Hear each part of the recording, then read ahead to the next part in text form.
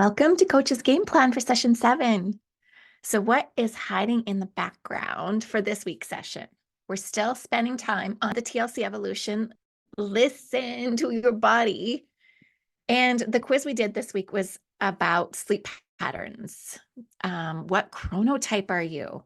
So there's a theme in this week's session, really connecting to energy, life force, obviously to our body.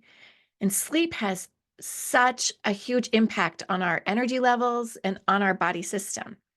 So the sleep doctor, where that quiz originates from, has tons of information to support us in knowing about when to exercise, when to eat, when to plan our work, all of the whens for your chronotype. And the more that we know what our body needs, the more we're able to do that. And when we understand how much it impacts us, it makes it so much easier to want to take care of ourselves. So our guidepost is, it feels good to feel good. Sometimes because of our trauma, our past experiences, we've gotten our wires crossed about feeling good.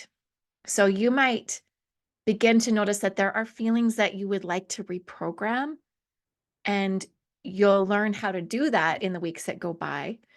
But just becoming more and more aware of, hey, it actually doesn't feel good. And I'd like this is something that I used to feel good about. So for instance, if we have bad memories connected to something, when we remember them, when it comes up in our body, we have a response that doesn't feel good. So we can rewire those things. I refer to that in the program about, when a dog has been abused. When you go to pet it, it will actually whimper as if it's hurting because it's learned to associate human touch with pain. So same thing with us. We're just wanting to rewire. It should feel good to feel good. It does feel good to feel good. It does feel good to feel good. The practice of knowing and really experiencing how everything feels in our body is an amazing way of breaking out of the worry cycle in our heads. So when we get more into our body and tune into its messages of sensation, we can then partner with our body and we can speak back and forth with it, and we can soothe our nervous systems just by connecting and listening. Instead of being in opposition to our body and treating it like it's an enemy, we start partnering with it. And in doing so, we're already creating a friendly universe for us to experience, for us to live in. So the emotion sensation wheel that I have included as a resource is fantastic for giving us language about what it is that we're sensing, what we're feeling sensationally. And you could probably add hundreds of more sensation words as you practice tuning in.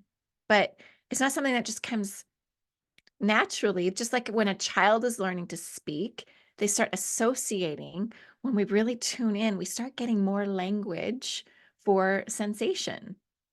The bucket list experiential exercise we did is actually practicing that tuning in.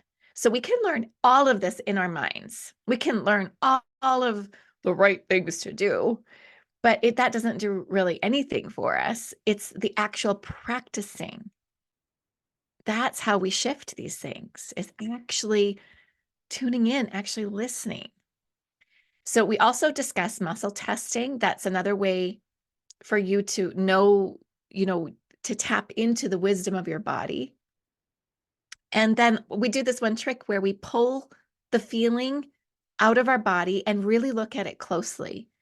So this process allows us to more deeply understand that we are not our emotions.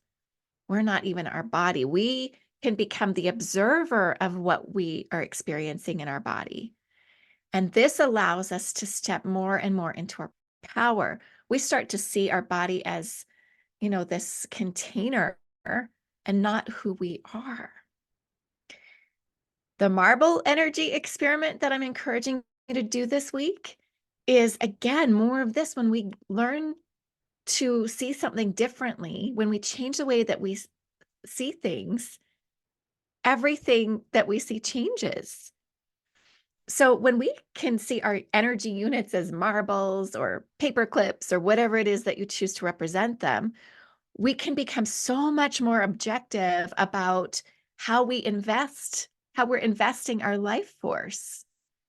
It becomes so much more easy to know what we want to do with our life force when we can get a little bit of distance between us, who we really are, and our bodies. We are the ones that are witnessing ourselves, witnessing our body experience too.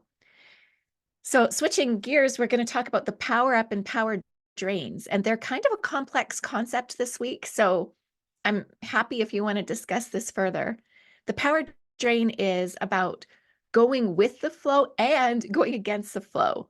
So, even though they're two opposite things, both of them can drain our power.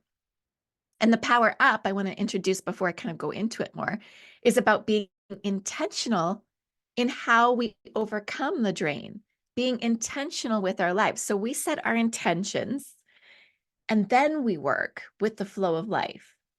And we trust the universe to bring us to where we need to be. But if we don't set any intention, then we tend to just be carried, in whatever direction that the energetic charge is the strongest. Um, we can easily be swayed by what other people want, what other people think, what other people are doing, if that's what we're tuned into. We need to be tuned into and intentional about what we want. If we want to have the experience of creating our own life, creating our own heaven on earth.